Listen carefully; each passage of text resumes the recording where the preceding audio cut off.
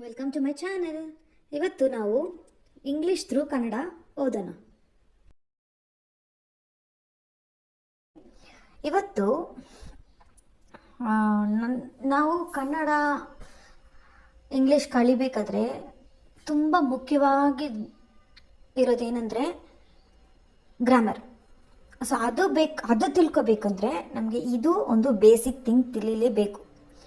So ಇವಾಗ ಕನ್ನಡದಲ್ಲಿ ಸ್ವರಗಳು ಮತ್ತು ವ್ಯಂಜನಗಳು ಅಂತ ಇರುತ್ತಲ್ವಾ.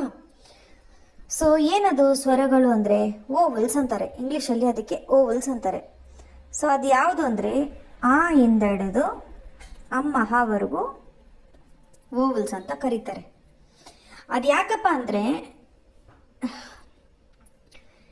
ಈ ಲೆಟರ್ಸ್ನ ನಾವು ಈ ಅಕ್ಷರಗಳನ್ನ ನಾವು ಎಲ್ಲಿ ಉಪಯೋಗ ಮಾಡಿದ್ರೂ ಅದಕ್ಕೆ ಬೇರೆ ಒಂದು ಅಕ್ಷರ ಅದು ಇದು ಬೇಕಾಗಿರಲ್ಲ, ನಮಗೆ ಹೆಲ್ಪ್ ಬೇಕಾಗಿರಲ್ಲ ಅಲ್ವಾ. ಸೊ ಅದೇ ಆ ಅಂದರೆ ಆ ಅಷ್ಟೇ, ಅಹ ಅದನ್ನು ಲೈಕ್ ಅದರಲ್ಲೇ ಅದರದ್ದು ಸೌಂಡ್ ಪ್ರೊನೌನ್ಸಿಯೇಷನ್ ಬಂದ್ಬಿಡುತ್ತೆ ಅದು. ಬಟ್ ಇಂಗ್ಲೀಷಲ್ಲಿ ಹೆಂಗಪ್ಪ ಅಂದರೆ A E I O U ಈ 5 ಅಕ್ಷರಗಳನ್ನ ವೋವಲ್ಸ್ ಅಂತ ಕರೀತಾರೆ. ಯಾಕಪ್ಪ ಅಂದರೆ ಈ 5 ಅಕ್ಷರಗಳಿಗೆ ಬೇರೆ ಯಾವುದೇ ಒಂದು ಅಕ್ಷರ ಕೂಡಿ ಬರೀಲೇಬೇಕು ಅನ್ನೋ ಅವಶ್ಯಕತೆ ಇಲ್ಲ. ಎ ಅಂದರೆ ಎ. ಇವಾಗ ಹಿಂಗಂದರೆ ವಾಟ್ ಈಸ್, ಇವಾಗ ಫಾರ್ ಎಕ್ಸಾಂಪಲ್ ಏನು ಹೇಳೋಣ, ಏನೇ ಅಂದ್ರೂ ಓಕೆ ಅಂದ್ರೇ ಅಷ್ಟೇ. ಇ ಓಕೆ, ಈನೇನು ಎ ಅಂತಲೂ ಪ್ರೊನೌನ್ಸ್ ಮಾಡ್ತಾರೆ. ಆ್ಯಕ್ಚುಲಿ ಏನ ಆ ಅಂತಲೂ ಪ್ರೊನೌನ್ಸ್ ಮಾಡ್ತಾರೆ ಇಂಗ್ಲೀಷಲ್ಲಿ. ಓಕೆ, ಎ ಎ ಅಂತಲೇ ಹೇಳ್ತಾರೆ. ಇದು ಇ ಎ ಹಂಗೇನೂ ಹೇಳ್ತಾರೆ. ಐ ಓ ಓ ಓ ಅಂದರೆ ನಾವು ಬಾಯಿನ ರೌಂಡಾಗಿ ಇಟ್ಕೊಂಡು ಹೇಳಬೇಕು ಓ ಅಂತ. ಇದು ಯು. ಸೊ ಇದು ಯಾವುದಕ್ಕೂ ಬೇರೆ ಒಂದು ಅಕ್ಷರಗಳನ್ನ ಇದು ಬೇಕಾಗಿಲ್ಲ, ಹೆಲ್ಪೇ ಬೇಕಾಗಿಲ್ಲ ಆಯಿತಾ. ಅದಕ್ಕೆ ಇದನ್ನು ಓವಲ್ಸ್ ಅಂತ ಕರೀತಾರೆ. ಇದು ಬಂದು ವ್ಯಂಜನೆಗಳು. ಕನ್ನಡದಲ್ಲಿ ವ್ಯಂಜನೆಗಳು ಅಂದರೆ ಏನು?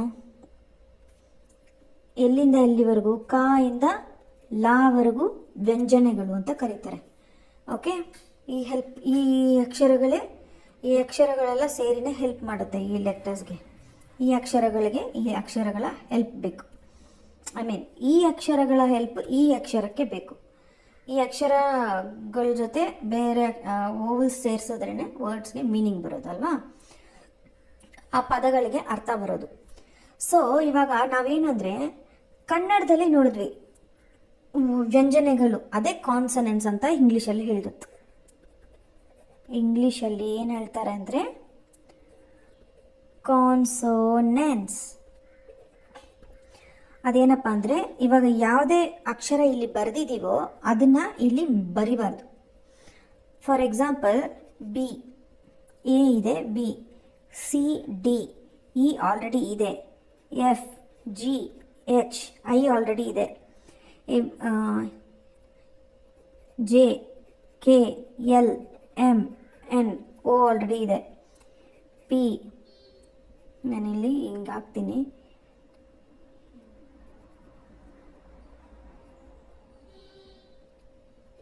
Okay, N, O, P, Q, R, S, T, U, V, W, U ಬರೀಬಾರ್ದು, ಎಕ್ಸ್, ವೈ, ಝೆಡ್. ಸೊ ಇಷ್ಟು ಇಂಗ್ಲೀಷಲ್ಲಿ ಕಾನ್ಸನೆಂಟ್ಸ್ ಅಂತ ಹೇಳ್ತಾರೆ ಆಯಿತಾ.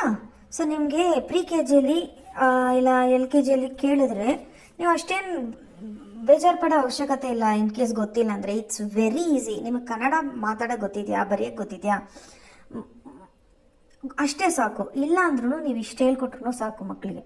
ಆ ಇಂದ ಈ ಅದು ನೀವು ಸಪ್ರೇಟಾಗಿ ಹೇಳ್ಕೊಟ್ರು ಆ ಇಂದ ಹಿಡಿದು ಅಮ್ಮ ಹಾವರೆಗೂ ಸ್ವರಗಳು, ಅದೇ ಓವಲ್ಸ್. ಈ ಕಾ ಇಂದ ಹಿಡಿದು ಲಾವರೆಗೂ ಇದೆಯಲ್ಲ. ನೆಕ್ಸ್ಟ್ ಆ್ಯಕ್ಚುಲಿ ಕನ್ನಡದಲ್ಲಿ 3 ಗುಂಪಿದೆ, ಬಟ್ ಇದನ್ನು ನಾವು 2 ಗುಂಪಾಗಿ ಇದು ಮಾಡೋದು, ಸಪ್ರೇಟ್ ಮಾಡ್ತೀವಿ ಆಯಿತಾ. ಸೊ ಡಿವೈಡ್ ಮಾಡಿರೋದು 2 ಗ್ರೂಪು, ಒಂದು ಗ್ರೂಪು ಓವಲ್ಸು, ಒಂದು ಗ್ರೂಪು ವ್ಯಂಜನೆಗಳು. ದಟ್ ಇಸ್ ಏನು ಹೇಳ್ತಾರೆ ಅದಕ್ಕೆ, ಕಾನ್ಸನೆನ್ಸ್ ಅಂತ ಹೇಳ್ತಾರೆ, ಕಾನ್ಸೋನೆನ್ಸ್. ಓಕೆ, ಸೊ ಇದು ತುಂಬಾ ಈಸಿ, ಅದೇನು ಅಷ್ಟೇನು ಕಷ್ಟ ಅಲ್ಲ.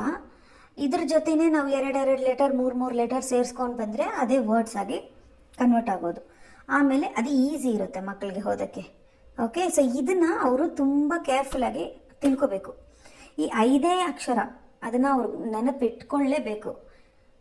ಅದು ಇಟ್ಕೊಂಡ್ರೇ ಸಾಕು, ಅವ್ರಿಗೆ ಸ್ವಲ್ಪ ಈಸಿ ಇರುತ್ತೆ ಇಂಗ್ಲೀಷ್ ಓದಬೇಕಾದ್ರೆ, ಆಯಿತಾ. ಸೊ ನೆಕ್ಸ್ಟ್ ವಿಡಿಯೋದಲ್ಲಿ ಈ ಅಕ್ಷರಗಳನ್ನ ಉಪಯೋಗಿಸಿ ಯಾವ್ಯಾವ ಇದು ಪದಗಳು ಬರುತ್ತೆ ಅಂತ ಹೇಳ್ಕೊಡ್ತೀನಿ. ಓಕೆ, ಸೊ ನಿಮಗೆ ಅದು ಆ ವಿಡಿಯೋ ಅಪ್ಲೋಡ್ ಮಾಡಿದ ತಕ್ಷಣ ನಿಮಗೆ ಬರಬೇಕು ಅಂದರೆ ನೀವು ಸಬ್ಸ್ಕ್ರೈಬ್ ಮಾಡಿ, ಲೈಕ್ ಮಾಡಿ, ಶೇರ್ ಮಾಡಿ. ತುಂಬ ಮಕ್ಕಳಿಗೆ ಇದು ಗೊತ್ತಿಲ್ಲ, ಓವಲ್ಸ್ ಅಂತ ಕಾನ್ಸನೆಂಟ್ಸ್ ಅಂತ ಏನಂತ. ಸೊ ನನ್ನ ತಿಳಿದಿದ್ದ ಪ್ರಕಾರ ನಾನು ಹೇಳ್ಕೊಟ್ಟಿದ್ದೀನಿ. ನನ್ನ ಮಗುಗೆ ನಾನು ಹಿಂಗೆ ಹೇಳ್ಕೊಟ್ಟೆ, ಅವಳಿಗೆ ತುಂಬ ಈಸಿಯಾಗಿತ್ತು ಓದೋಕ್ಕೆ. ಸೊ ನೋಡಿ.